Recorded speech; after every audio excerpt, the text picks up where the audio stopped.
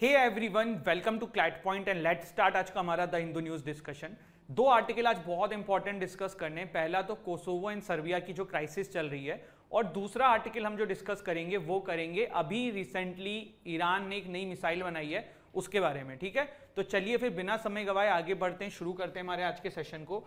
CLAT point revolution लेकर आ चुका है आप लोगों के लिए। आई थिंक आप लोगों को पता होगा, जिनको नहीं पता है बता देते हैं। क्लैट 2024 का बैच जो है वो 21,999 रुपीज का है, जिसमें 7 बुक्स आपके घर पे हम भेजने वाले हैं। लाइव क्लासेस हैं, रिकॉर्डेड क्लासेस हैं, पर्सनल मेंटरशिप है, मॉक टेस्ट है, 50+ मॉक्स हैं, और क्या चाहिए, बस डेमो क्लासेस भी हैं, वो भी आपको चाहिए हमें पता है। ऐप पे डाउनलोड करो डिस्क्रिप्शन से एंड डेमो क्लास भी देख लो। 2025 की अगर तैयारी कर रहे हो तो 2 इयर्स की फीस 32,999 ओनली है, तो आप इसमें भी चाहें तो इनरोल कर सकते हैं।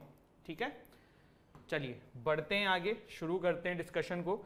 सबसे पहले कुछ शॉर्ट न्यूज हैं, देख लेते हैं। उत्तराखंड टेंस्ड आफ्टर अलीग bid to abduct minor girl.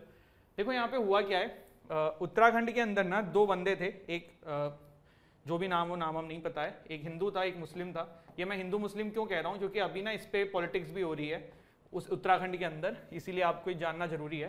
तो एक बच्ची को अबडक्ट करने की कोशिश कर रहे थे। पॉक्सो एक्ट 2012 के अंदर जो है इनके अगेंस्ट में कंप्लेन हो चुकी है। जमा is not the right term. फिर है mother child burnt alive in Manipur crisis. देखो मणिपुर में ना सिचुएशन सॉल्व होने का नाम ही नहीं ले रही है, और जवानों की संख्या यहाँ पे और बढ़ा दी गई है।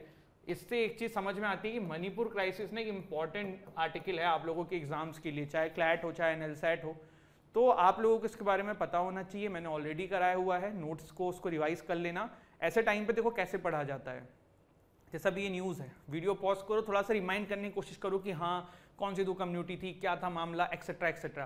तो ऐसी रिवीजन होता है करंट अफेयर में। ठीक है, इसके बाद देखो अगला आर्टिकल जो है ना वही है हमारा आज का main article, why is there trouble in Kosovo again.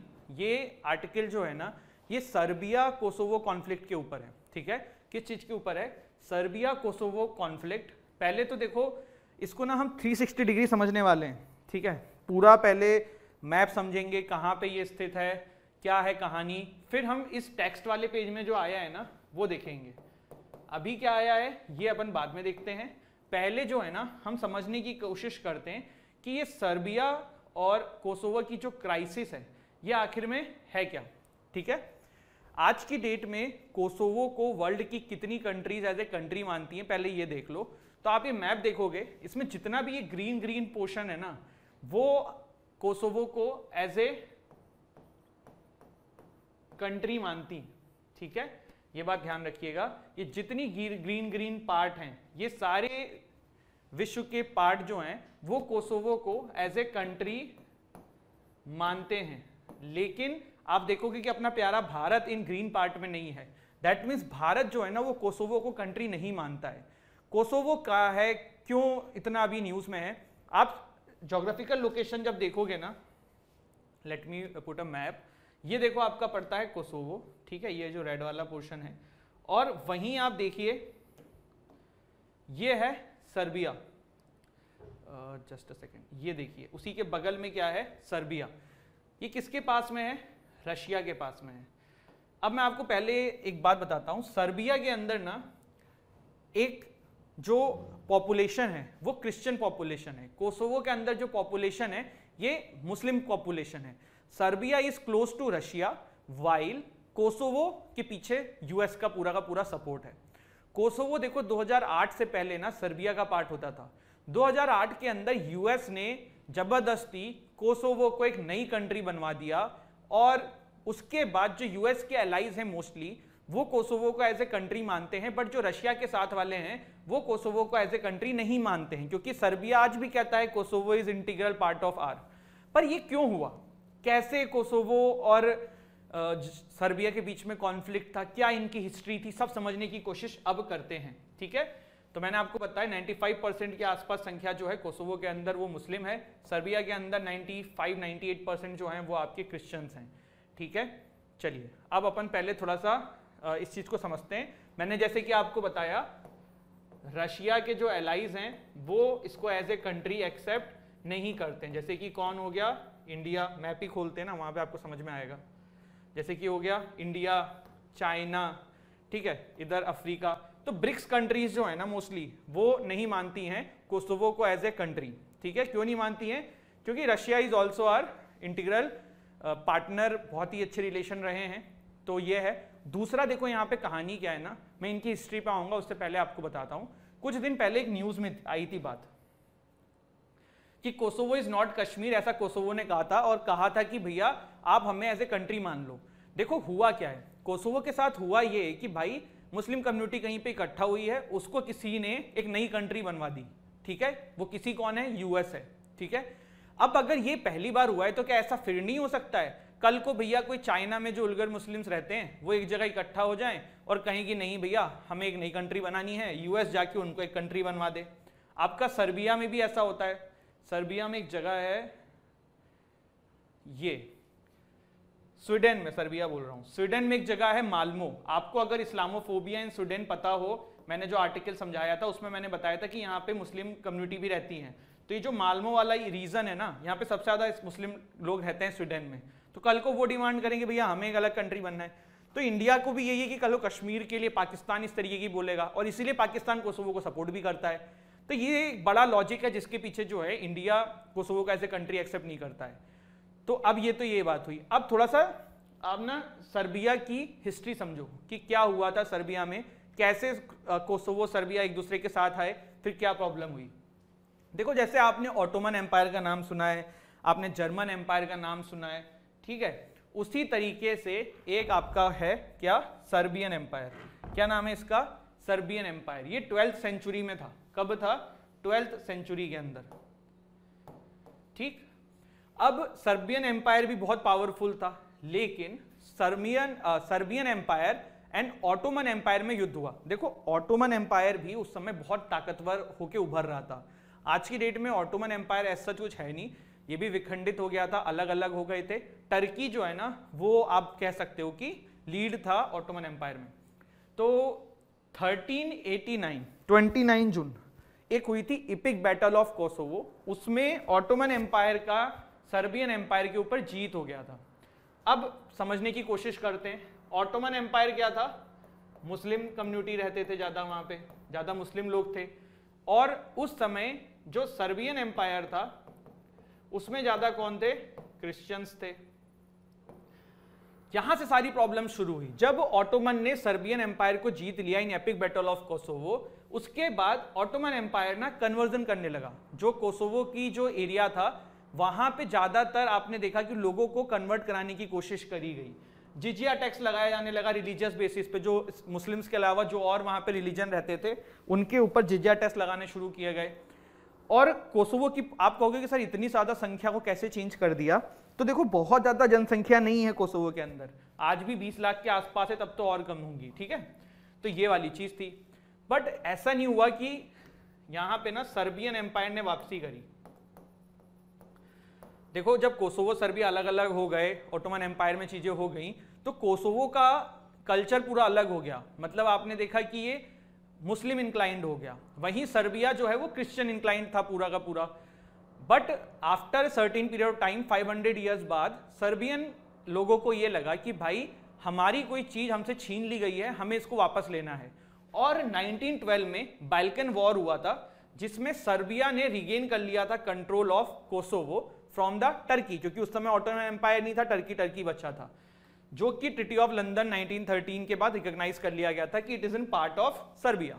लेकिन देखो जब ये हुआ ना, तब हुआ क्या, आप इसको ऐसे समझो कि आप कहीं रहते हो और आप 50 साल के लिए वहां से चले जाओ उस जगह से, 50 साल बाद आप उस जगह पे वापसी करो, तो क्या सब कुछ सेम मिलेगा क्या? जवाब है नहीं, थिंग्स विल बी चेंज्ड, कुछ भी सेम नहीं रह जाएगा, पहले जैसी सिचुएशन नहीं दिखेगी। तो यही हुआ, जब सर्बिया ने कंट्रोल ले लिया कोसोवो को, तो उनको नजर आया कि भाई अब ये तो पहले जैसा रहा ही नहीं, यहाँ पे तो अब मुस्लिम कम्युनिटी ज्यादा है, यहाँ पे ज्यादा चीजें इस तरीके से हो रही हैं। तो ये मेजर चीज देखने को मिला सर्बिया को। उसके बाद क्या हुआ, आगे बढ़ते हैं, उसके बाद की कहानी जानने की कोशिश करते हैं। फिर देखो बीच में बहुत सारी चीजें हुई, उतनी हमें हिस्ट्री नहीं जाननी है। 1946 में कोसोवो और सर्बिया दोनों पार्ट बन गए यूगोस्लेव फेडरेशन के, यूगोस्लेव एम्पायर के, एम्पायर नहीं बोलेंगे, फेडरेशन बोलेंगे, ठीक है। 1992 में यूगोस्लेविया भी ब्रेक हो गया, जो यूगोस्लेविया फेडरेशन था वो भी ब्रेक हो गया, और उसके बाद कोसोवो जो है वो इंटीग्रल पार्ट बन गया किसका, सर्बिया का। लेकिन ये चीज किसको पसंद नहीं थी, ये चीज पसंद नहीं थी यूएसए भाई साहब को, ठीक है, इनको ना कोई पसंद नहीं आता है, कोई पावरफुल हो इन्हें पसंद नहीं आता है। तो यूएसए को लगा कि सर्बिया जो है वो तो रशिया के पास है, ठीक है, और अगर कोसोवो भी उनके पास हो जाएगा तो कल को टैक्टिकल मूव में ज्यादा फायदा रहेगा। और कोसोवो की location is also very important. आप ये देखिए, यूरोपियन कंट्रीज में कोसोवो की location is also very important, क्योंकि यूरोप की जो भी नेटो के एलाइज हैं या फिर यूरोपियन कंट्रीज है ना, उन तक रशिया बहुत इजीली इनके थ्रू हमला भी कर सकता था।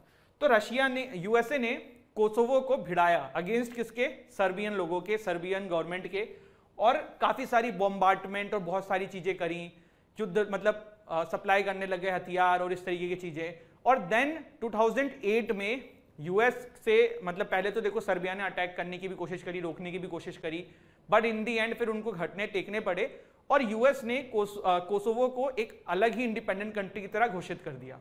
और ये सर्बिया के द्वारा माना नहीं गया था, लेकिन 2008 में ये चीज हो गई। देखो इसमें बीच में बहुत छोटी छोटी चीजें भी हुई हैं, जैसे पीस कीपिंग फोर्सेज नेटो भेज रही थी, ये हो रही थी, वो हो रही थी। अब नेटो किसकी है, नेटो यूएस की चलती है। आज भी नेटो की सेना जो कोसोवो में जा रही है, किसके लिए जा रही है, यूएस कह रहा है इसलिए जा रही है।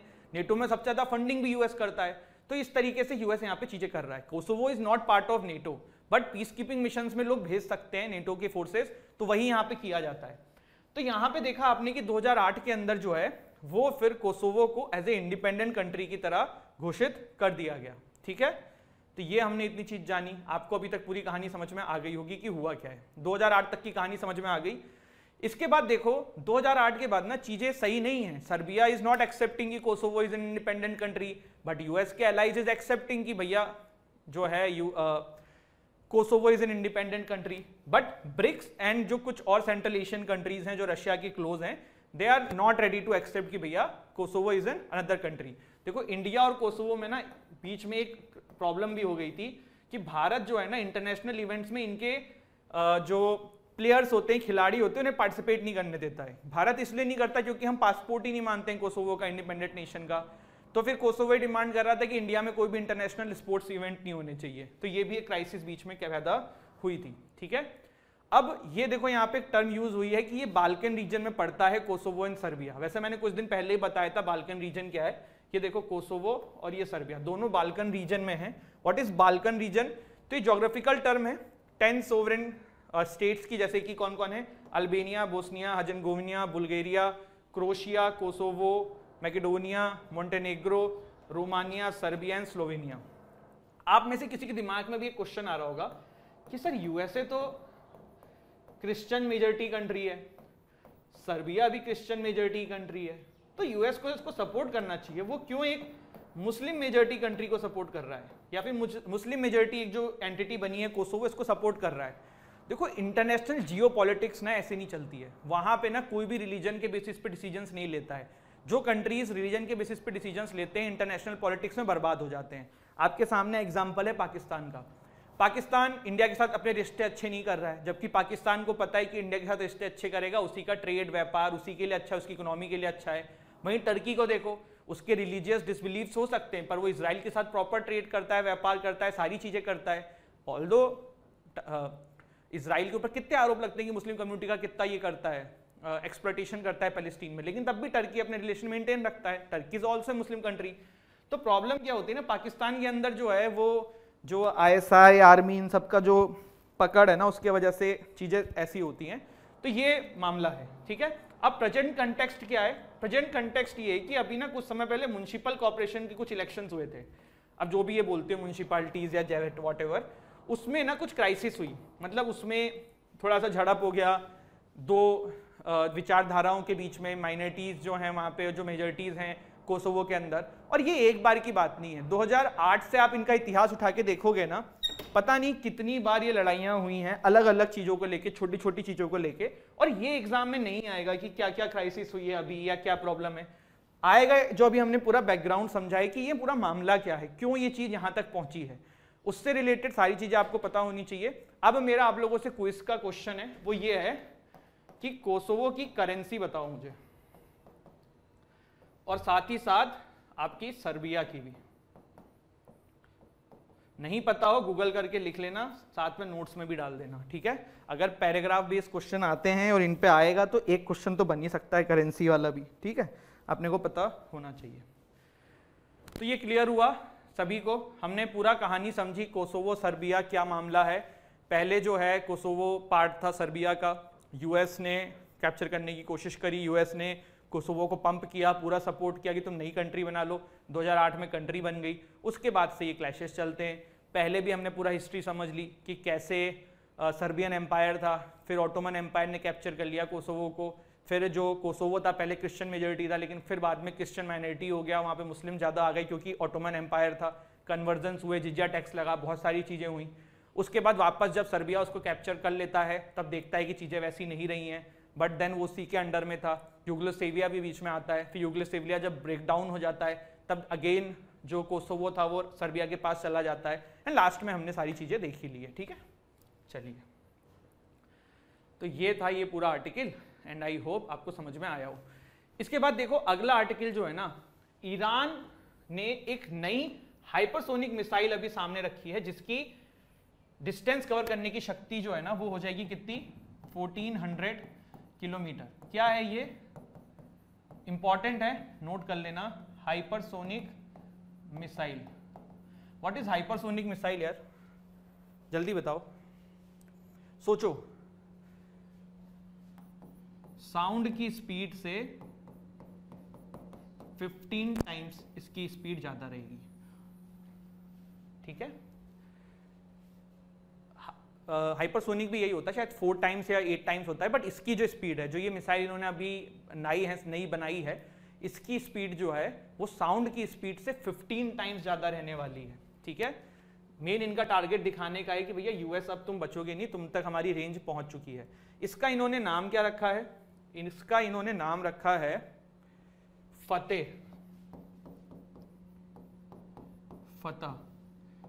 ठीक है, या फिर कॉन्क्वेरर, पर नाम ये वाला इंपॉर्टेंट है, फतेह, ठीक है।